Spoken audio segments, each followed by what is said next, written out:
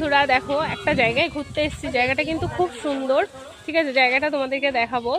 just আমরা সবাই এসেছি, দেখো এই